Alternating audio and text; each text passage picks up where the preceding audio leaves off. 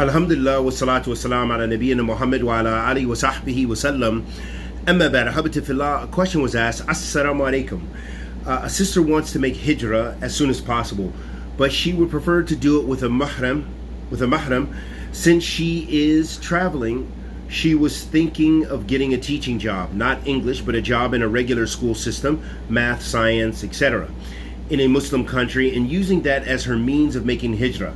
However, she isn't married, and her two non-Muslim brothers may not be able to travel with her and may only be able to drop her off, or funds for their tickets may not be available. Her concern is that even if she goes alone with the intention of hijrah, she has read that the scholars say it is permissible for a woman to travel alone for hijrah and staying in that country. At the end of her contract, she may not get renewed again or find another job there, and thus has to leave the country, or at least leave and come back. What do you advise in this situation? Should she stay in the West for a few more years to try and get married, or should she finish her degree, get a teaching job, use that to make hijrah and put her trust in Allah for a means to stay in the Muslim country? If she ends up not getting renewed but getting a job in another Muslim country, what is the ruling on her travel there if she goes alone but still with the intention of hijrah? The sister observes full hijab, including the face and the hands. She tries to follow the sunnah.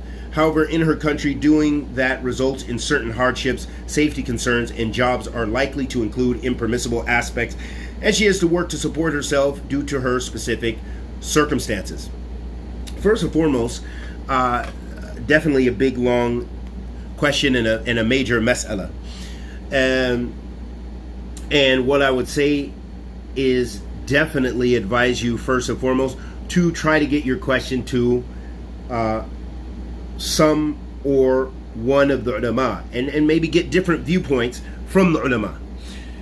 Second, I'll just share in general my general advice as far as this experience with hijrah and kind of related to your question. So the first thing you mentioned, she's going to travel without her mahram.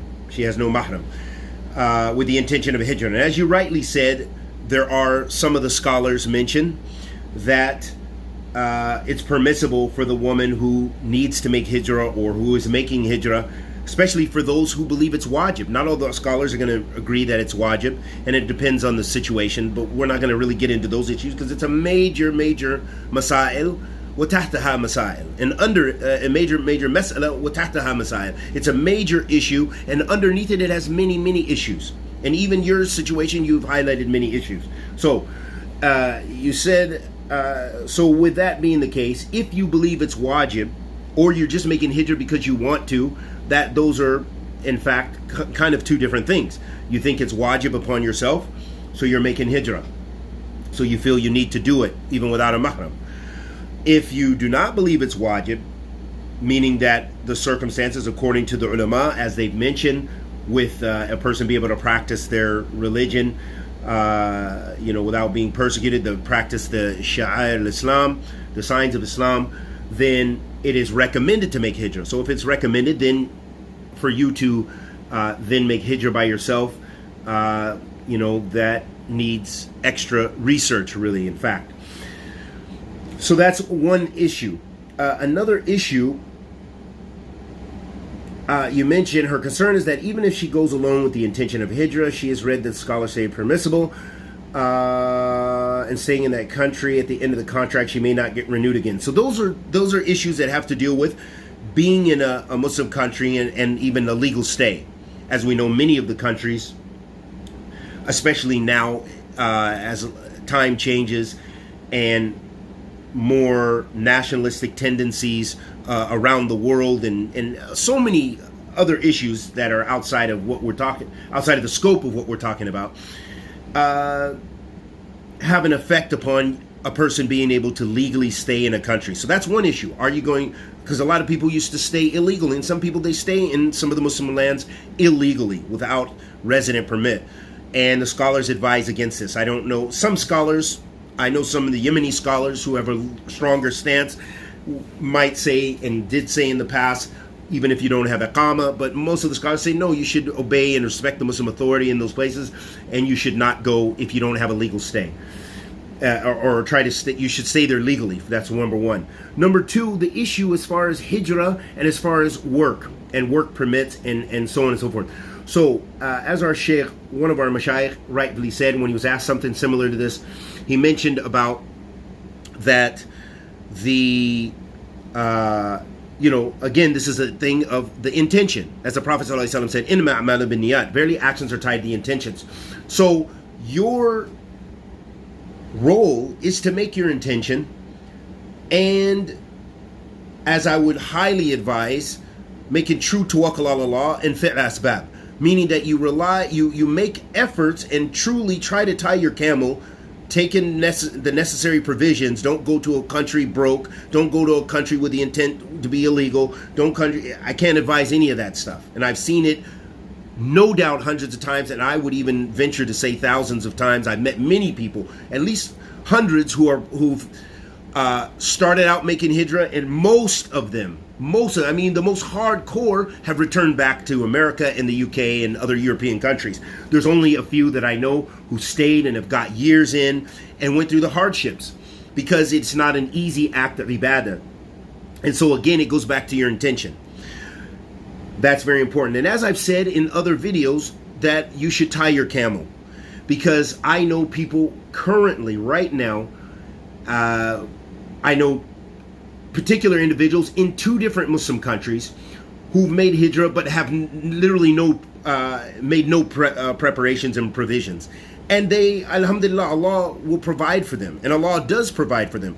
But the hardships that they go through because of that, because they haven't tied their camels, either they're unable, sometimes sisters have gotten divorced, or sisters in different places, and then they also maybe refuse to work, or the work environments, and even in the Muslim countries, they don't feel comfortable with.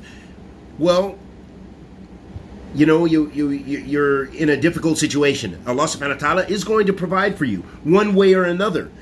But you have to be prepared for those struggles, that maybe you will get married, maybe you won't. Maybe you will have to return back eventually, because health. Many people have returned back to the West because of health situations, having children with health situations. For me, myself, I've lived over in the Muslim lands a lot longer than many of the muhajirs that I know. And at the same time, I didn't make my intention to make hijrah, and I'm going back to my country. I had my intent from the get-go, really, that I would go back to America. So I didn't ever see myself living in Yemen or Saudi Arabia and stuff like that.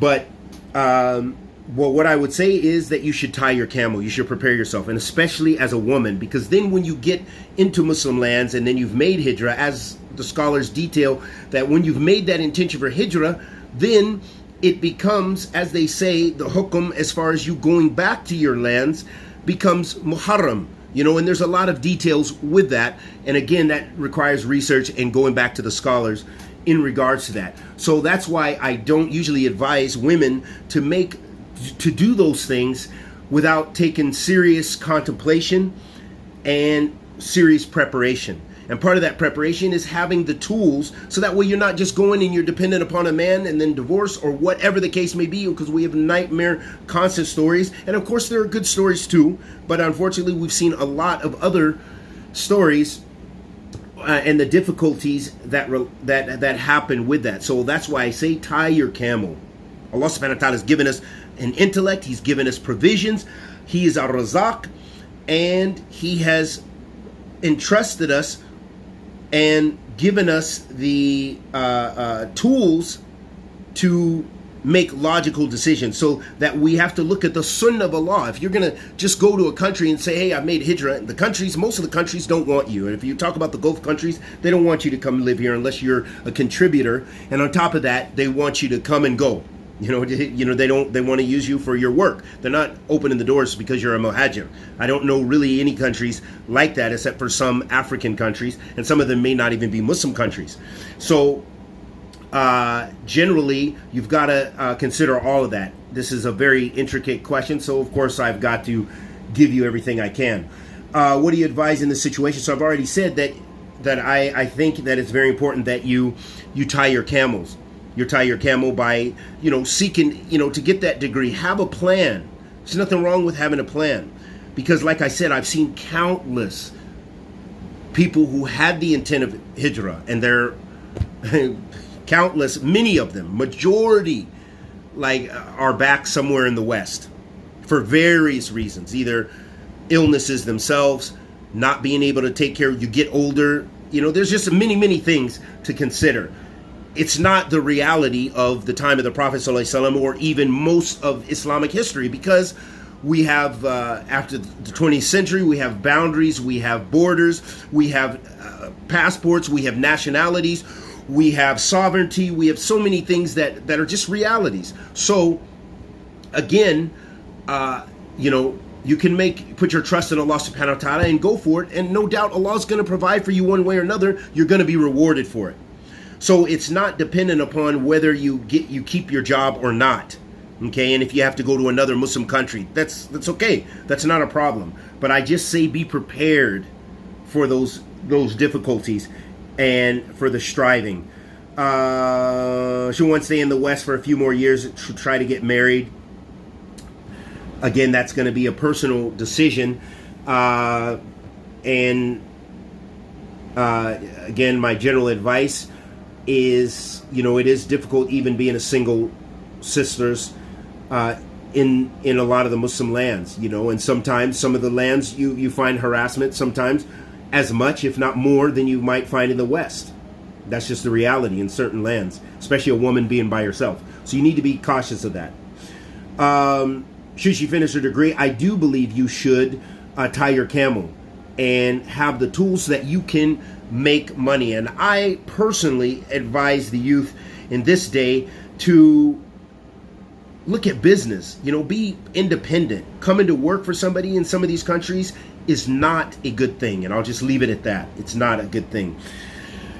And being at their whims. And I know tons of people oppressed coming from the West when they have no reason. They can go back to America. I know they may not want to. I've known brothers who made nothing, and they did it just so they could stay in Medina, and they were treated horrendously. Things I would have never put up with, but they did, and I don't even know what happened to those brothers anyway, some of the brothers that I know. But I've seen some horrible things that I would have never put up with, and I don't care where I was. Another point, Ahabati Fillah, so if she ends up not getting renewed, okay, another Muslim country, so go if that's the case. If you make the hijrah, again, it comes down to the niyyah. In the ma'amala bin niyyah, barely actions are tied to the intention. So again, I would say pose this question to different people that you trust, different students of knowledge. If you can get it to some of the ulama, this is very good. And I also say, even regardless of getting your question to the ulama, I definitely highly advise tying your camel no matter what. Prepare yourself. Hijrah is no joke. Living in another land is no joke anyway. Just even temporary, even for just a job, even temporarily. But I say that you prepare yourself. Know that it's a high, one of the greatest forms of ibadah that you can do. But know that that comes with a great challenge. And I do not advise anyone to just go and not prepare themselves, unless their situation is so dire in the place that they reside in. Because I know people, like I said, in even wealthy countries who are dirt poor, in debt, in just struggle after struggle after struggle, and they don't have to be. They can they can go back to the West for a bit, get their degree, or do whatever they need to, look for independence so they can come back out. There's nothing shameful about that. But it just depends upon the individual and what they're willing to go with, and Allah subhanahu wa ta'ala provides. We ask Allah the Almighty to accept our good and forgive our evil. Sallallahu alaihi wa sallam ala nabiyyina Muhammad.